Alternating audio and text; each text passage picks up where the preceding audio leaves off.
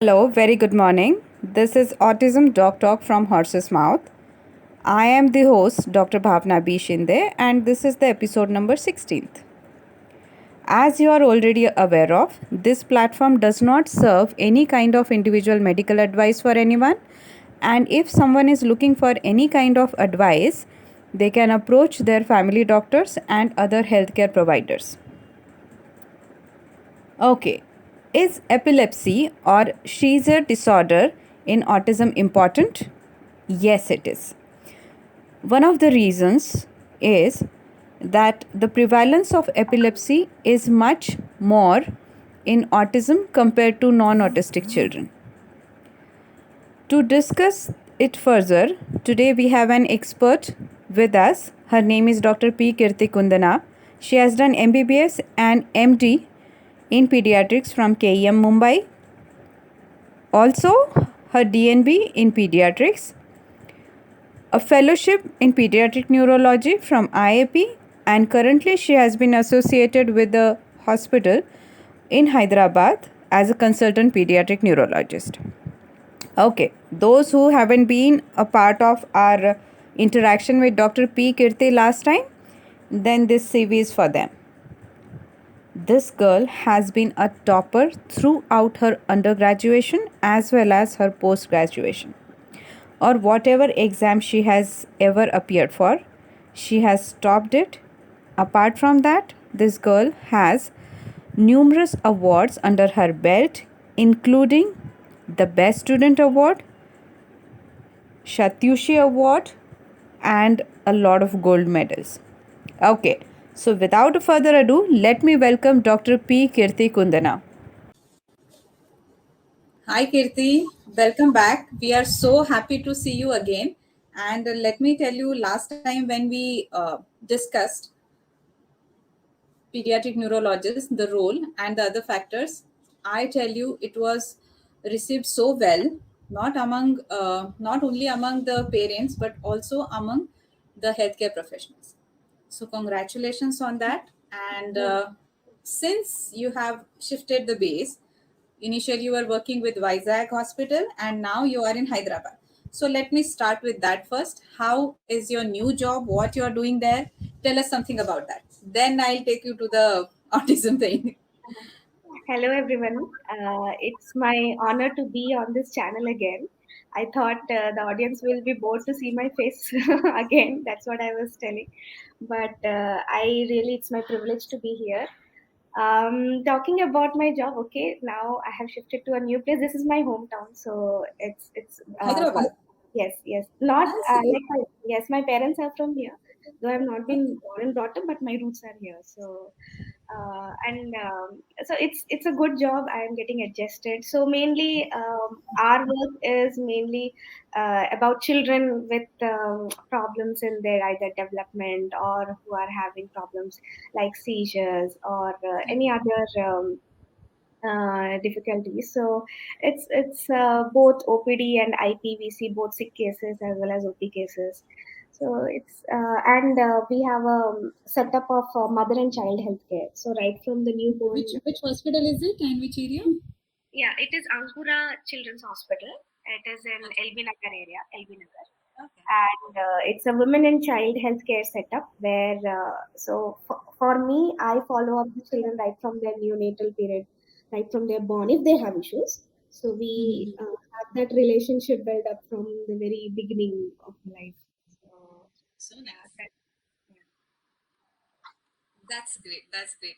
So, Kirti, since you are aware of the fact that today's topic is more about epilepsy, we are going to discuss the seizures. So, let me first begin with a question. Is there a link between seizures and ASD, autism spectrum disorder? yeah. So I would like to make one thing. I want to clarify one concept here that what is a seizure, and we also keep listening to this term epilepsy. How Yes. both are different, are both same, or both are different. So when I say seizure, everyone must be knowing. जिस हिंदी में मिर्गी या fit बोलते हैं या हाँ, fit दौरा आया. फिट आया या दौरा आया. या हाँ. तेलुगु में बोलते हैं मूर्छनलु करके तेलुगु में बोलते हैं. Okay. So, like someone who's having a very stiff kind of movements, abnormal movements, someone who's not responsive, and they and it is very fearful. Like we feel that something has happened, and maybe that person will not survive. It looks so हाँ. fearful. But क्यों होता है? Why the seizures come? It's as simple as it's a kind of a short circuit within the brain, abnormal electrical discharges, all firing continuously and erratically all together. So the nerves which should fire in a regular way become abnormal and all fire together. So it's like a fire in the forest. Everything is burning. So all the neurons start firing. So we have all the limbs which are jerking. The face might be twitching. There can be something like uprolling. So these features we usually see. So seizure is a result of an abnormal electrical activity within the brain. Now, this abnormal electrical activity can arise because of any reason. There can be many reasons for that. Okay. Mm-hmm. And if someone has a tendency to have these repeated seizures, we call it as epilepsy. So, Yes. every seizure, a single seizure, will not amount to epilepsy. Someone who has repeated seizures or has a tendency to have repeat seizures will have epilepsy. So someone has first seizure, we cannot call, okay, there is epilepsy or not, we don't know. It is only the future that will tell. Or the investigations work up where we can understand, okay, oh, even he has a single seizure, but he has a tendency that he can have repeated seizures. Okay, he might be epileptic.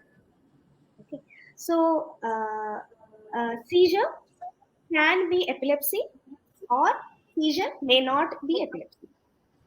Yes, perfect, perfect. Yeah. Thank you for simplifying it. I think it is understood by each and everyone listening to us. So thank you for making it that clear. So Kirti, another question I have is, what are the different types of seizures or epilepsy for that matter?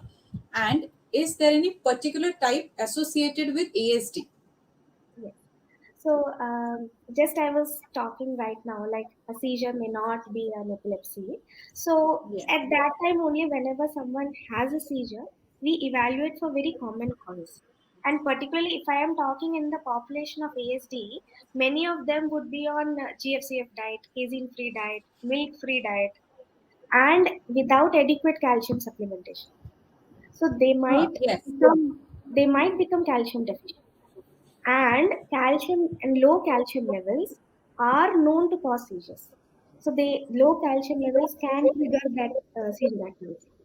So it's very important. Like if someone is following a diet, it's very important that all your micronutrients have been supplemented adequately.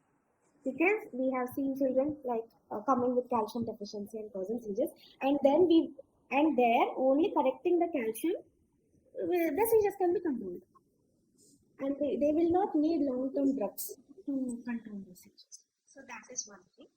And to talk about the different types of seizures, it is not like seizures are of many different types. Okay, the most common which we see is what we call as a generalized tonic-clonic. That means the whole body is shaking, all four limbs, with some even the face getting involved. This kind of picture. This is the most Yes. common one that we see. The other type what we see are focal seizures. That means only one half of the body getting involved. So either right hand and right leg, or just left hand, left leg, or maybe just twitching of the face. So only a particular body part having irregular contraction. So that we call it as a focal seizure. Then we call something like absences. Absences means Yes. they will be just staring. Like there will be an arrest. Whatever they're doing, they'll just stop and they'll as if they're staring at something, not responding. So these are also type of seizures, what we call it as absence seizures. Absence seizures. Absence seizures. Or there can be something called as atonic seizures where they just drop. They just fall down. There might not be any joke or anything, they may just suddenly fall. So these are the various types of seizures that we usually see. It's not a rule that one particular type will be seen in someone. It depends. Someone may have one kind of seizures, others may have other kinds. So there is no predilection that particular type may be seen in ASD. Okay, okay. So the great information you have shared. So what you also talked about, sometimes seizures can be an isolated episode and it may not amount to epilepsy. It can simply be due to some restrictive diet, particularly calcium deficiency. So in such cases, just providing adequate amount of calcium can uh, have, can I say cure? Yes, it will be curable. Yes. Yes, yes. So can offer cure, and it may not be amounting to epilepsy. So Yes. perfect. That point was bang on, because, and also you have mentioned that our children on autism spectrum disorder, so they are put onto different types of diet. So those could be restrictive in nature, so they might not be getting the adequate amount of micronutrients for that matter. Yes. So yes, Correct. this part we have understood very well. And you also talked about the different types of seizures. So those could be involving entire body, half particular half of the body. It can only involve face sometimes. It can be absence seizure in that type as well, and wherein the person is appeared to be staring at particular thing.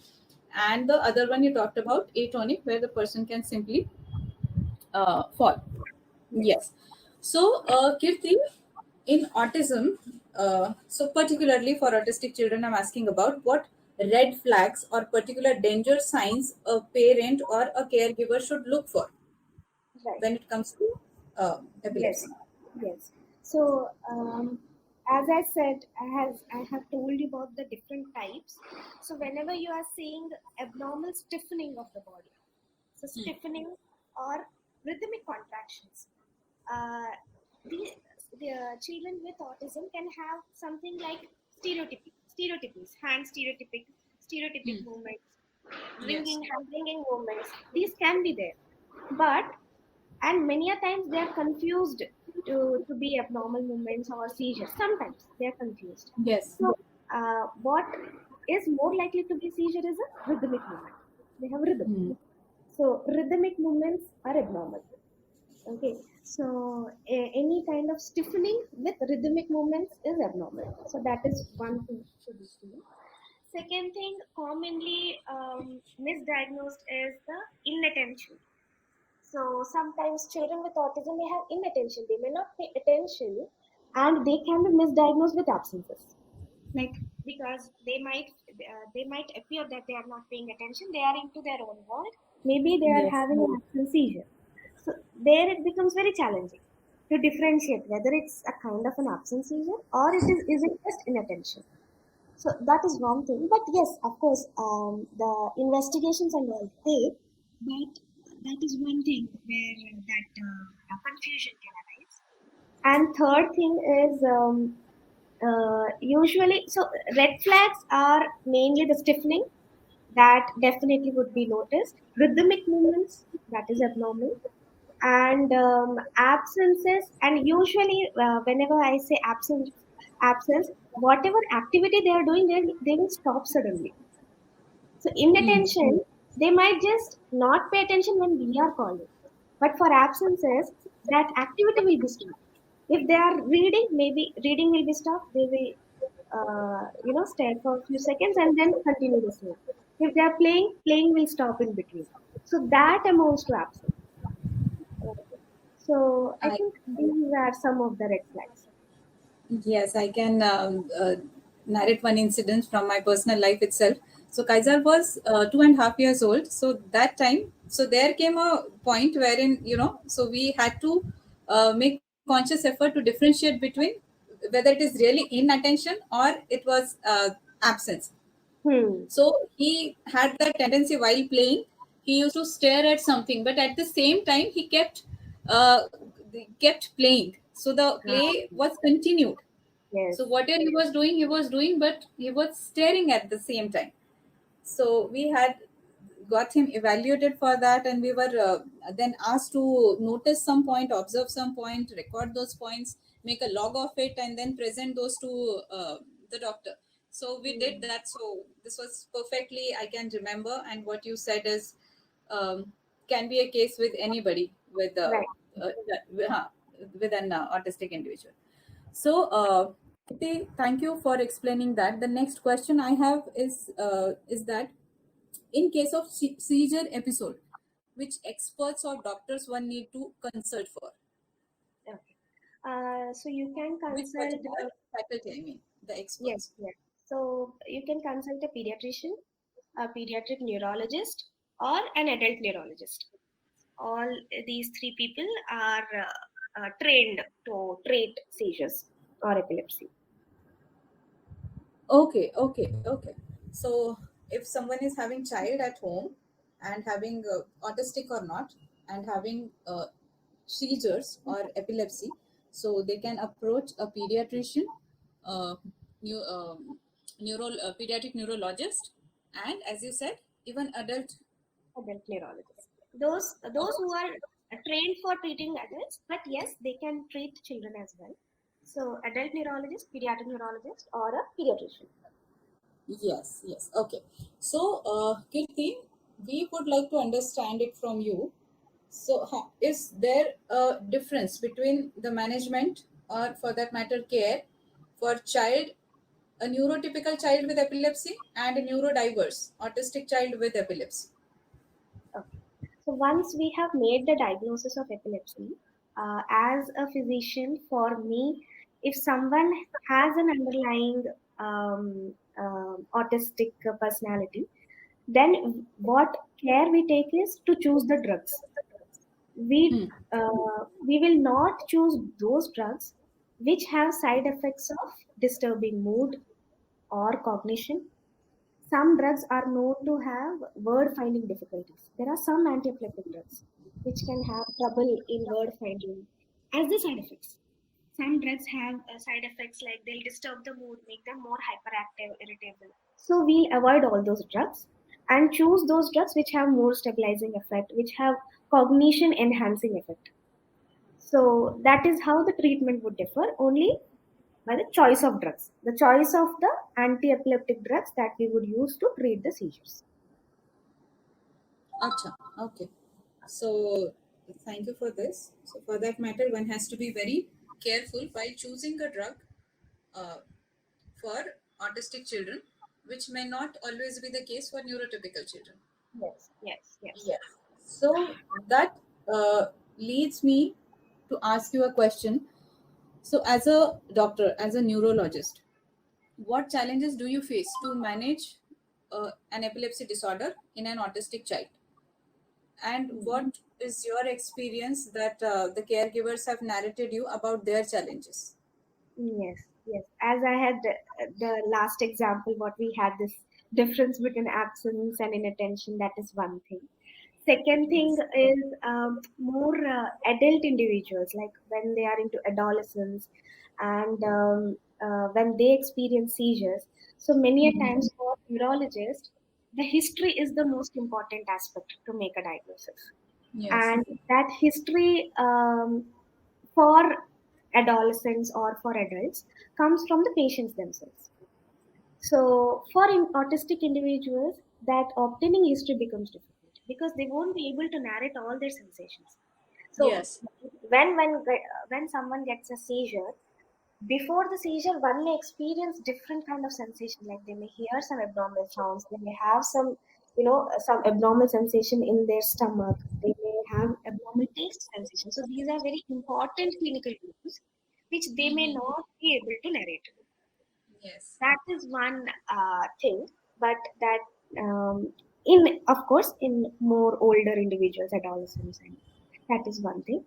Third, as I said, with relation to the drugs, many a times what I have experienced is autistic children having seizures. I have prescribed the drug. They have become more hyperactive after using the drug. Okay. Now, here the challenge lies. Some of them will not like the taste of the drug, will not like the texture of the drug. Maybe just changing from syrup to tablet solves the problem for them, or from changing the tablet to the syrup form solves the problem. So we will not know why is there a change in behavior? Is it because they don't like the taste, or they don't, or is it's the drug which is causing the change within Yes. them, it Uh-huh. becomes difficult. It is challenging at that time. Okay. And so these are the common ones that I usually have come across. Yes, Keerthi. So I think I had interrupted you while you were trying to respond to a very important question, which is actually the base for today's discussion. And I interrupted you before before you could actually respond to that. So the question was, what is the relation between epilepsy and ASD? Is there any link? Yes, yes. So that was the Uh, question. I'm so right, sorry for right. that. Yes, yes. So what we have seen is autistic individuals have a more prevalence of epilepsy. That means if in a normal population, the chance that someone might be having epilepsy might be is around 1%. But among the Okay. autistic population, the chance that someone will have epilepsy will be higher, as high as 30%. As Okay. high as And 30%. as high as 30%. Some studies have shown 20%, some studies have shown 30%. So their tendency is higher than general population. Okay. So can I please Hmm. continue? Sorry. Yes, no, no, no, ma'am. You please. So can I say that for the purpose of simplification, that if a child is autistic, there could be more chance of having epilepsy compared to the neurotypical children. Yes, That in yes, neurotypical children. yes, yes. That is true. That is true. And one more corollary from this information is one more thing is those who have both epilepsy and autism are more likely to have a genetic cause contributing to both the conditions. I see.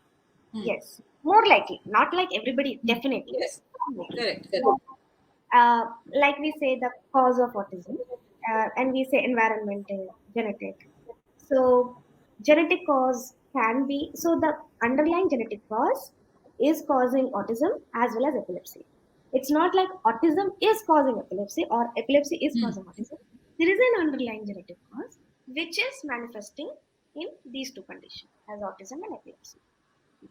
Yes, yes. Yeah. So I got the message very clear, that if a child is having autism and at the same time the child is having epilepsy, so there is a possibility that it might be having a common root somewhere in some genetic condition. Yes. In some So conditions. Yes. yes, it is not that autism is causing epilepsy or epilepsy is causing autism, but they might have the common root. Yes, they might. They might. Not all will have, but there Ah, is a chance that they can have. And yes, also sometimes environmental causes like those who had a difficult NICU stay, those who had antepartum, like within the womb when the child was there were some insults or difficult that perinatal period. So we have seen that even those causes have caused autism, even those causes have caused epilepsy. So we say that a common environmental factor can also be hmm. possible, linking these two. Yes. So that is going to help us a great deal. So, Girti, an autistic child also having an epilepsy disorder. So, what kind of precautions the caregiver should take in such cases, or if the individual is adult? Yes, yes, So, since we are dealing more with right, pediatrics, so let us discuss about pediatrics only. yes, So, what precautions the caregiver should take? right. If someone is epileptic, so one thing is that medications have to be given regularly. And Hmm. if we miss a dose twice or thrice, there is a risk that on withdrawing the drug, that is missing the drug, the seizures can happen. So it's very important to carry the medication. It will be a small syrup bottle or a strip of tablet. So to carry wherever you go, if you're traveling, carry the medicine with you. So it's important not to miss the dosages. Hmm. Timing may vary. Usually these medicines are given in the morning and evening, two doses. Some medicine will be given single dose at night. So whatever the dosage has been prescribed by the doctor, 1 hour here and there timing adjustment, that is fine. Like you cannot give 8 o'clock, मतलब 8 o'clock ही देना है. It is okay. उतना तो नहीं होगा. But it's important not to miss the dose. And that is consecutively for 2-3 days. Single time if you miss, that is fine. Morning में भूल गए, शाम को दे दिया, that is fine. Nothing will happen. But consecutively missing 2-3 days, that can cause recurrence of seizure. So that is one thing to be kept in mind. Second thing I always say is not to wait till the last tablet is over or the last drop of the syrup is over. Get the stock in hand, purchase the stock, at least keep one extra strip, one extra bottle prior, because sometimes it will be raining, stocks will be over, you will go and search and the medicine will not be available in any pharmacy. So it all creates a lot of panic situation and all this. So always buy Yeah. a extra strip, buy extra bottle, keep it in your cupboard, and it will always be in hand. That is one thing. Third most important thing. Yes, ma'am. Go ahead. Go No, ahead. I'm so sorry. Please No, no. continue. Yeah. I was So just trying to ask how long the treatment can yeah. go for. Yes. So once we make a diagnosis of epilepsy, usually the minimum treatment is for 2 years. Minimum 2 years. 2 years. 2 years. Because um, that is the minimum time the tendency will last for having repeated seizures. Okay, so that's why Okay. whenever we are making a diagnosis of epilepsy, we are very cautioned, because once I make a diagnosis, I have to give medication for 2 years. So before making that, we are very careful. That is one Hmm. thing. But once that diagnosis is made, then minimum for 2 years, and then it may even extend further depending on the seizure control, depending on the child's response, depending on how well the drugs have been taken. Sometimes, if what happens, if the drugs have been missed and there is a Hmm. recurrence of seizure, then from that seizure again I have to count for 2 years. So all the time goes waste. So that it's very important not to have a seizure recurrence while on drug by being compliant. That means by giving it regularly. So that if there is no recurrence, I can confidently stop after 2 years of seizure-free period. But this is not hard and fast. It varies from patient to patient, from condition to condition. But this is what minimum I am saying. Minimum. And when we were talking about the precautions, most important You were on the precaution, third point. yes, third point, Yes. is, is not to have sleep disturbances. Acha. Sleep deprivation can trigger seizures. Okay, so it's very Oh. important. Mainly the midnight sleep, like avoid traveling during night hours, road travels where they will be having disturbed sleep. So they Hmm. are known to trigger seizure. We have seen a lot of times children have gone for marriages, they have partied whole night, and then they come back the next day morning with seizure. So sleep disturbances, even if they are on medication, can trigger seizures. So that is one precaution to be taken. Even if you're going outside, ensure that your sleep is not disturbed. Your 8 hours sleep, 8 to 9 hours sleep is not, your child's 8 to 9 hours sleep is not disturbed. Travel during the day, rest during the night. That is one important link. Like your seizures will have no relation with the food you take, Hmm. with the activity you do. Oh, my child had played the whole day, he has become tired, is he more prone to have seizures? No, that is not going to. But yes, if his sleep get disturbed, then yes, he Hmm. is prone to have seizures. So that is one thing which has a relation. Okay. This would definitely help the parents and the caregivers. So, Kirti, we are at the last segment of our discussion. So, what message would you like to give for caregivers of autistic children who also have epilepsy? Right. So I would just say that just because your child has seizure, do not panic. And there is treatment available for seizures. We can take. Sometimes it becomes difficult to choose the right drug. Hmm. So Hmm. Hmm. give him time. Sometimes the first drug would not suit him. So give him time. Sometimes the second drug would suit him. So it sometimes it takes time for the dose to be adjusted, for the drug to be adjusted. Usually 2 to 3 months time. Sometimes it takes. So give him time. Acha. So we have seen like first drug not suiting, lot of side effects, not tolerating, even seizures recurred. Okay, change the drug to the second one. So sometimes second one will suit, and they have seen that second one suited him well, and he's doing well. So now, so those things happen. So do not panic if someone has a seizure. Second thing and the important thing is what to do if someone is having an active seizure. That is one thing to do. Yes, Yeah. yes, yes. So if your child or somebody, anybody has a seizure and you notice and you identify, okay, these symptoms look like a seizure, the our cultural, I don't know, it's a cultural norm or something, they tend to put keys in hands or between teeth or all these kind of things in hands. But there are a lot of evidence. What is to be done is someone is having a seizure, just loosen his clothes first. Like if there are tight buttons, collar buttons, loosen the clothes first so that he can breathe easily. Okay. If there are any harmful objects around in the surroundings, like anything which he can hit because he's jerking, he can hit. So just remove all those harmful objects from the surrounding. Turn the neck and body to one side. Just turn him to one side. Okay. That is called as a recovery position. Turn the neck like we as we sleep on one side. So turn the body to the one side so that if there is any frothing coming from the mouth also, it will go to the side and it will not go inside. Okay, and it will not cause any breathing difficulty. So, and let them lie to one side and then call for help. If you're alone, call for help. Okay, and nowadays there are medications available as first aid for seizures. They come in nasal sprays.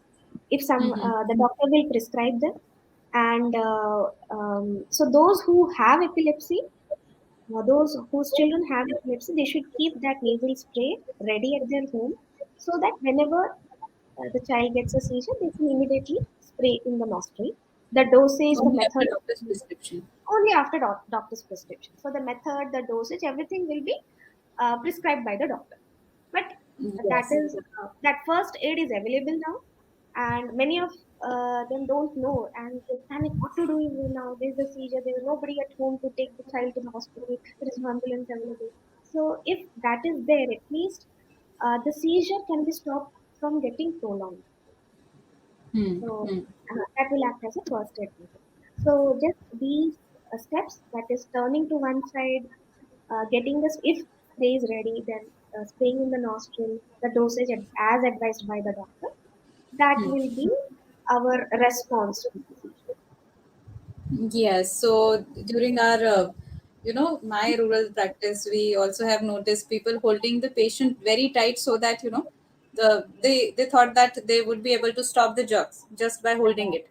Yes, And you might have heard the various other things where people try to make the person smell something very, the yeah, something with strong yeah, smells, uh, strong odors. So, so that those things are not going to work. So that's the message. yeah. So we And are trying to. also, don't try to put hand in between the, because they will bite. They will bite the tongue. They will clench their teeth. Do not try to put your hand. They will bite your hand.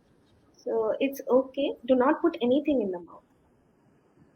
So simple measures like turning the patient to the side, loosening his clothes, and trying to ask for help as soon as possible is going to help in anyway. And first and very loud and clear message which you had given was not to panic. You Yes, being a yes, caretaker. yes. Yes, yes, that would be very important. So, Kirti, the last question to you is this: what message would you like to give to other healthcare professionals, the doctors, the pediatricians, pediatric neurologist, and also the general physicians who tend to see such patients at their clinical setup? Right, right. So, for the message for them is also very clear and simple that yes, seizures are common in autistic individuals.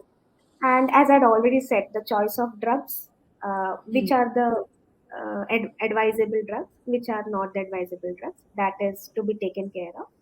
And the mimickers, the seizure mimics. that has to be closely observed and differentiated. And it also depends a lot on the history that is given by the caregivers, what they Correct. have observed. It depends a lot on them. The more they observant they are, our job becomes very easy. And Yes. and one more thing which helps in these, if for caregivers also, I would just add, if you feel that there is some event which you are not sure whether why is he doing like this, just take a video. Take a video Hmm. and share with your doctor. He'll be able to tell whether okay this is normal or abnormal. It helps in a lot of situations, because someone may not be able to describe it in words. It's difficult to describe in words. Yes, Just yes. taking a video, try to capture as many events as possible, whatever you feel doubtful. So just capture the video, share with your doctor. Even the doctor will be happy to see the videos. Okay, this has made my job easy. So Yes. that is the thing. Kirti, thank you so much. I cannot tell you how favorite you have been. So the way you speak, the calm, with very calm attitude, and you simplify the things so that each and everyone, even the person on the last bench, could understand this. So I really like this, and I'm going to even trying to learn it from you, how to speak with such a calm and with such a poise, that itself is a very good learning experience for me. So Thank I'm you so much. so very impressed the way you speak. Thank you so much. And thank you again for coming to the platform again, and helping our community so that we can understand what to do if our children are having epilepsy disorder. Yes. So And thank you so much. any questions will be welcome. My email ID will be displayed, I guess. Yes, I'm going to share the email ID of yours in the description box. So thank you, Kirti. Good Thank night. you. Good.